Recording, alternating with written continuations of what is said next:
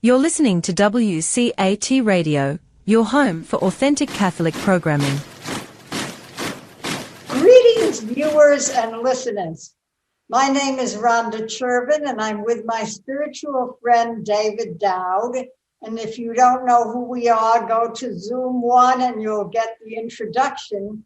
Basically, we're spiritual friends who wrote a book together called Always a New Beginning.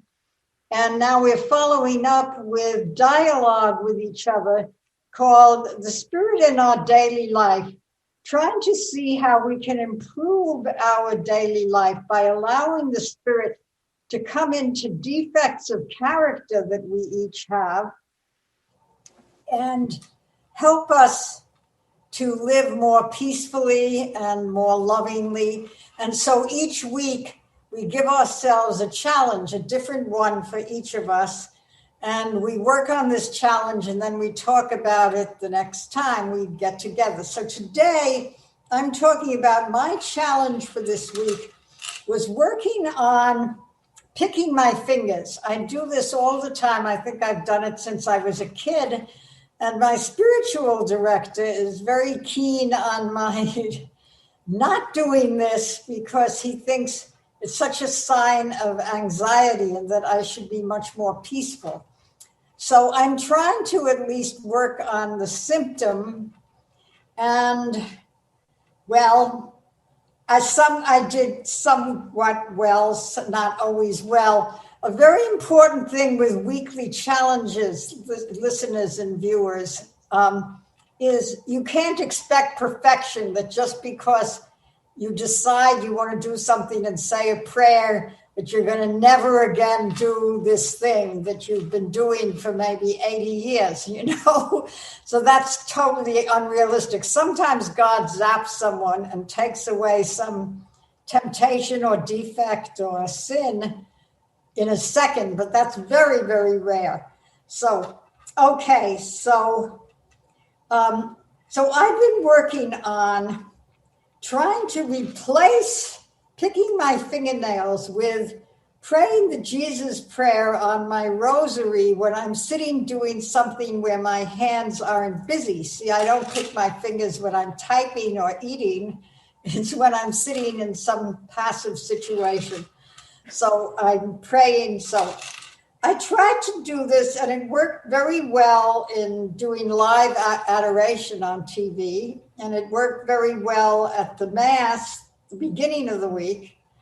And so I felt very good about that. But then it started augmenting and I started looking at it to see what are the occasions when it gets worse. And so the Holy Spirit wants to help us to see causes as well as just work on symptoms. Good. So the Holy Spirit showed me that it's always worse when I'm with someone where I'm afraid they'll reject me, or I'm with someone who I have worries about some situation, some immediate situation. And that the answer is to speak it out, to talk to the person who I'm afraid will reject me and talk it out. That's the way it works for me to be better, not to just offer it up and pretend it isn't there. But when I talk to people, at least 7 times out of 10, I'm wrong. And they're not rejecting me. They just have a different perspective on something, Right. It up, especially at night. And that's a rule that all people should have for spiritual growth, is never listen to the voices you hear in the middle of the night that say, this relationship is terrible, it's going to end, this family member has never understood you, forget him, on and on and on like that, So that's my report for my week, my challenge. And so over to you, David. Ronda, you're always providing me food for thought before I begin my reflection. I just want to say that this recognition, the sense of searching for causes, not just acknowledging these triggers for anxiety, but to try to take ourselves a little deeper to understand triggers. It's a good point. And, like anything else, I guess my recognition is that I need to recognize that these are works in process. I can't anticipate that if I wake up in the middle of the night and think that, my life is over or someone's life is over because we have COVID now, then I'm immediately going to say, wait, seize the moment. Reflect more deeply on this thought. But I can begin. I can begin with the awareness and then work on this. My challenge, as you remember, was to do some more research on COVID and try to find my faith in God and recognize that He is in control. And, well, let me just say, I saw you hold your rosary, and so I have mine, and I've been holding my rosary, and I'm feeling more peace even in this moment. Okay. Because, see, I did more research, and I discovered that in my conscience, there is a risk, not just of a material cooperation with evil, which is generally being acknowledged, and even with some great research, by people in a conference that I had the privilege to watch. There's additional questions on the use of the embryo in medical testing that creates doubt in my mind. And cascading upon this doubt is the evidence that people are dying. And, I don't trust our big media, even our local media, to be informing us. The evidences did start appearing. Suddenly they stopped. And I don't think they stopped. I think that there's reason to be cautious for the next 3 to 6 months. Because people will be listening to this 5 years from now, they won't remember any of these details. So what you're talking about is taking the vaccine and people dying after taking the vaccine, right? Yes, Ronda, thank you. Good clarification. Good. Well, I've taken my first shot.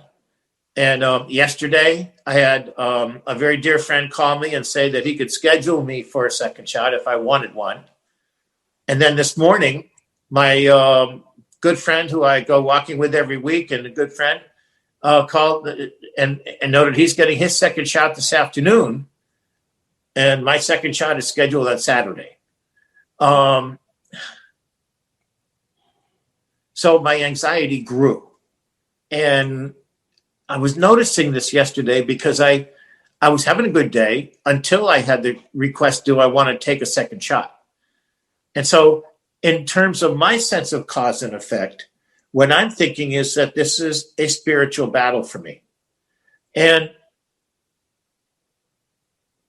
holding my rosary, saying my prayers, which is today's the second day of the consecration. I'll speak about this in a moment. It's consecration to St. Joseph. I still am settled on the fact I will not take the second shot. But the anxiety of what is my family going to say? What are my friends going to say? What happens if I get sick? All plays against the sense I have of faith. And faith wins. Okay. Faith wins. Okay, that's very, very well put and very, very well explained. And what I'm seeing I have to cope with is generally I move around with a circle of people where we all agree on everything important. I don't even talk that much except in the family to people who disagree with me about important things. So the idea that there are questions now about this virus where half the people I know think the vaccine is a conspiracy and half the people say take the vaccine, including 2 doctors of mine, both of whom are religious. So that then I have to just have faith in God, in the sense I can't have an airtight answer. I have to do what I feel God is leading me to do day by day on this thing. Instead of thinking, if I only research it more, it's going to tip over from 50-50 to 60-40 or 75-25. Right. And so on and so forth. So I think, but more than anything, I keep thinking, I mean, St. Paul, who's a great, great saint of mine, he says we should be, he's longing to be with Jesus. He only wants to be on earth if he can serve him in some way. Right. But most of us aren't really yearning to be with Jesus, in which case we would never fear death. Mm-hmm. Mm-hmm. So many of the pastors in the churches that I'm going to talk a lot about fear of death and how this is not a Christian attitude, and Jesus inveighs against it very, very often. We shouldn't be fearing physical death. Right. So, right. Do you know, this morning in my reading, I read the story of St. Maximilian Kolbe. And St. Maximilian Kolbe actually wanted to go. This is in the second day of the consecration to St. Joseph. He wanted to go to the prison camps so that he could suffer with the people. And your beautiful witness, Ronda, that, the fear in the culture is triggering us to feel we must get the shot. And, that fear doesn't come from God. Like you just said, right? We can place our trust in him.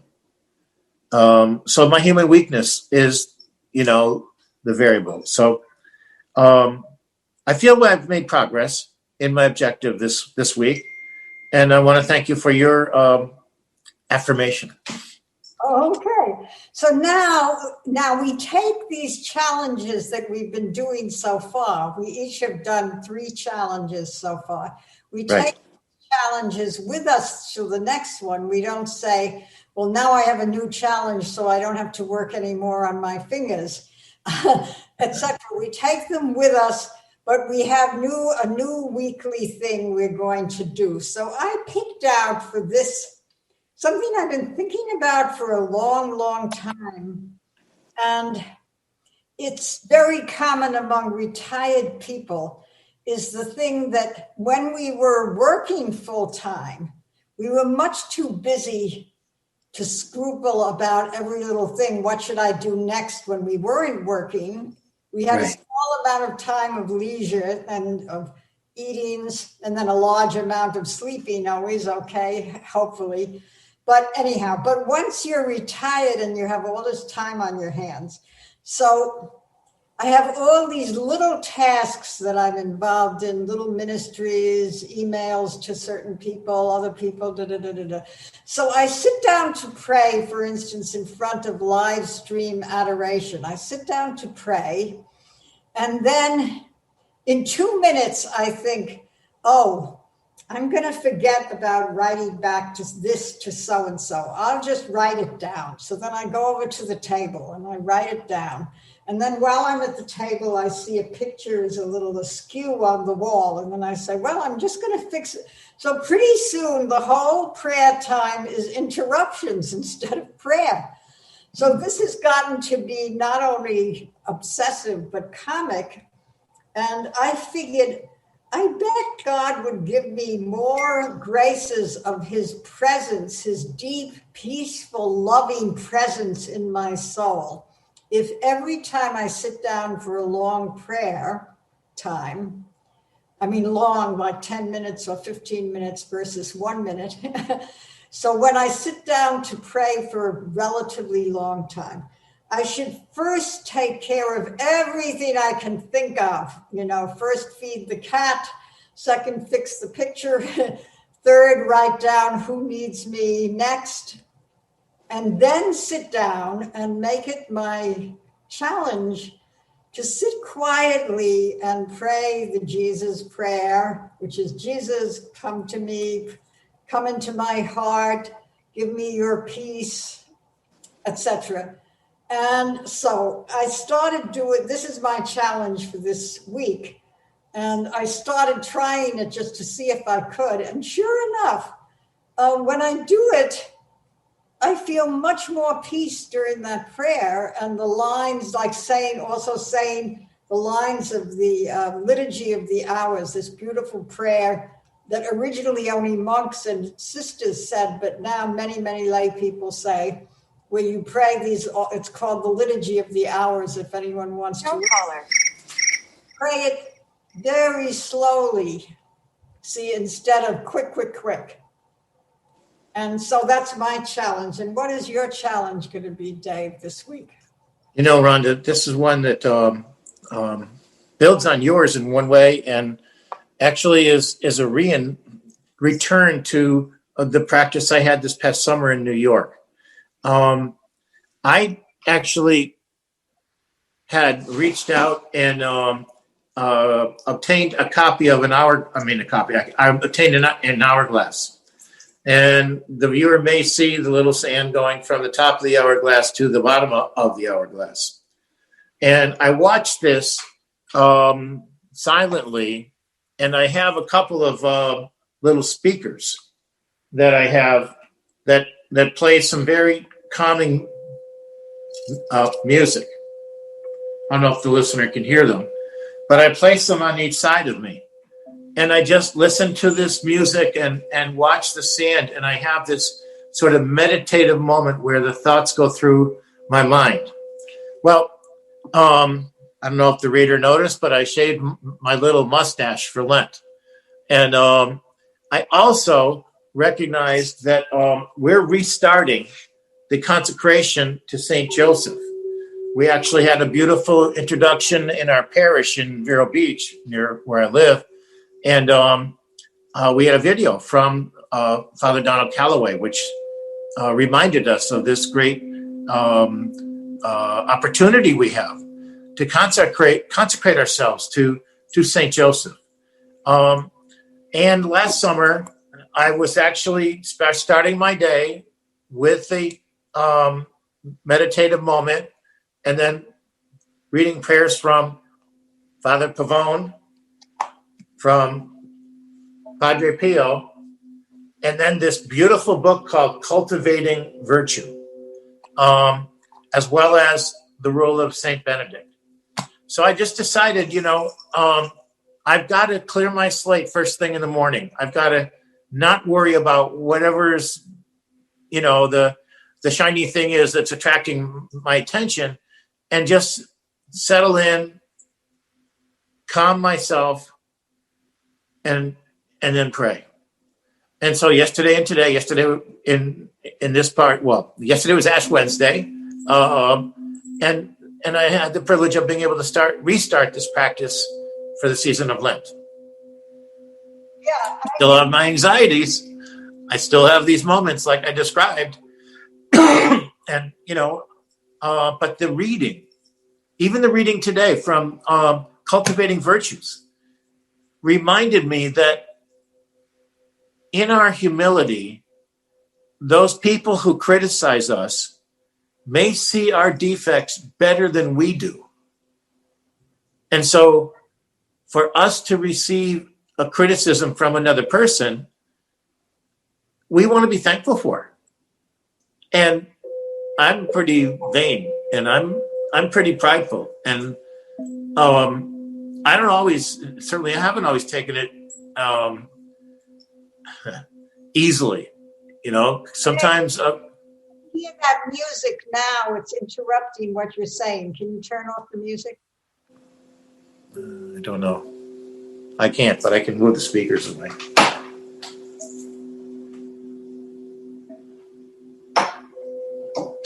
Is that better? Yes. All right. The point is that those interruptions that are quite often in my mind more than they're in the atmosphere, right? Those distracting thoughts, even in the middle of the night. I'm reminded that, we studied the discernment of spirits with Father James Buckley in a parish in Boston, Holy Trinity Parish. Once we made a retreat at St. Benedict Center in Massachusetts. And, Father Buckley taught us to be mindful of where the distraction's coming from. And at this stage of my life, some of this stuff seems to come back. And I feel like I'm trying to assemble this stuff inside me so that I can understand peace.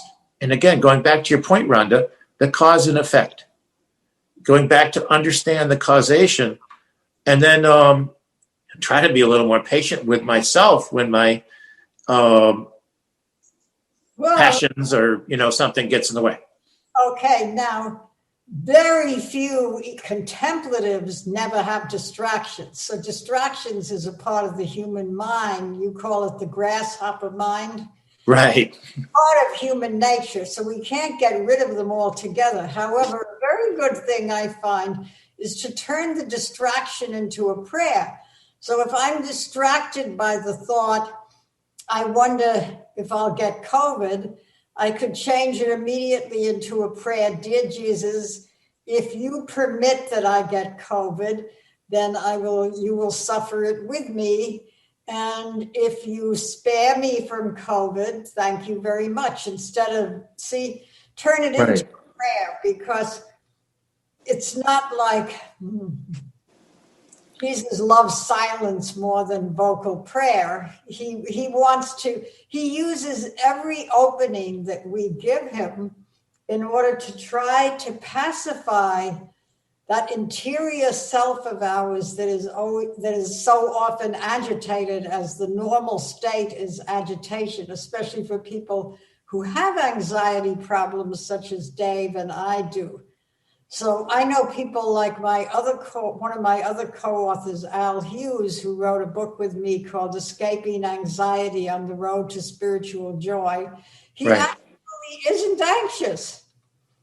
So we happen to be right now in Texas, and people are afraid of icy roads because we have a terrible cold spell. It's never been so cold in this part of Texas, ever.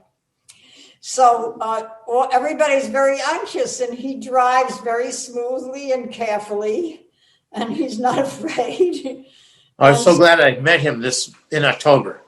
He's a remarkable man. If everybody is anxious, we always like to think everybody is like us, and if they're not like us, it's just because they're numb idiots. They don't realize how terrible everything is, But anyhow, so we're coming toward the end of our session for today, and let's see if there's something else we want to add, either of us, right now. Well, let's think about our challenges for this upcoming week. Yeah. My sense of this daily prayer is one that I need to prepare for, maybe before I go to sleep at night. In other words, provide for the materials I'm going to read and so on, so they're prepared for me when I wake up. And so I can... Yeah, that sounds very good. Now, he doesn't mean that if you're a person who has to eat breakfast first, that you should skip breakfast and spend an hour in quiet prayer with your stomach rumbling. He doesn't mean that. So he means at the point, the first activity other than breakfast, or some people don't need breakfast, whatever you need, get comfortable. And the first thing you do, if you're a person, even if you don't now, this is the thing that's fascinating, where there's a way. I knew a woman who actually had 12 children, and she loved contemplative prayer. So in the middle of the day, she got the older children to watch the younger children. She locked the door in her bedroom and prayed quietly for an hour, and they only knocked if it was an emergency.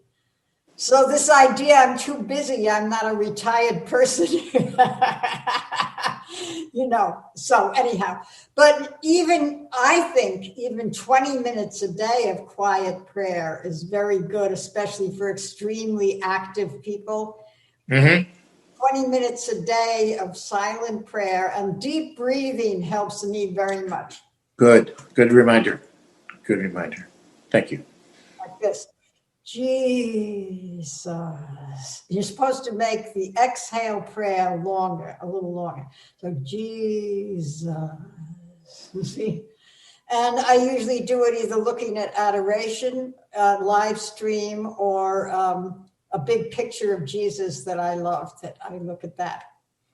Okay, so let's now close with a prayer for, now you, the listeners and viewers, listeners and viewers, we hope you're picking out challenges for yourself. And a very good thing is to tell friends of yours what you're trying to do, and then they'll help you. Like my friend Al, whenever he sees me picking my fingers, we live in the same area, and he drives me to Mass, and very often we're around to people together. And Please say hi to him. No, he just points whenever he sees me picking my fingers. See, he just points at me. So it's very good to have a pal who will help you with that. So, so for instance, if you call someone, if you say, my prayer time is usually 9 to 10 in the morning, because you don't sleep very well, so you sleep late often. So you say, my prayer time is usually 9 and 10. So then, if you call them at 9:30, they might say, oh, Dave, I thought you were immersed in your contemplative prayer. Yeah. Okay. These are good tips. I've got a friend who I can talk with. I remember Al, and I'm so glad he is in your life. To have the reinforcement of another person makes good sense. And to realize that we're being accountable to another person does make good sense. Thank you. That's a big thing in 12-step. It's very, very important, accountability. So anyway, so I pray that, dear Jesus, help me to pray slowly and to pray without interruptions. And David, what is your prayer? Dear Jesus, please remind me and help me to shed the sense of schedule, shed the sense of I have to do this, and I have to do the next thing, and I have to do the next thing. Allow me the peace that comes from trusting in you to enter my awareness during my prayer time, and then stay with me during the course of the day. I can be on the elevator, and the elevator's taking a long time, and I'm anxious to get where I want to go, or I can be in traffic and somebody's going slow in front of me. Lord, these are the times when I need to feel your presence and to maybe watch with you. Amen. Yeah, that driving thing, I had this friend who taught me this wonderful thing. Every time we were in a carpool, and every time someone did something bad, other drivers, instead of cursing them, he would say, or ridiculing them, he would say, oh, dear Jesus, help that person to drive better. Nice, huh? Very nice. Okay. Please, dear Jesus. So, God bless you all, and may you too do well with your challenges. And if you wanted to rap with us on an email or something, you can get our emails off WCAT. God bless you all. Hello, God's beloved. I'm Annabelle Mosley, author, professor of theology, and host of Then Sings My Soul and Destination Sainthood on WCAT Radio. I invite you to listen in and find inspiration along this sacred journey we're traveling together to make our lives a masterpiece and, with God's grace, become saints. Join me, Annabelle Mosley, for Then Sings My Soul and Destination Sainthood on WCAT Radio. God bless you. Remember, you are never alone. God is always with you.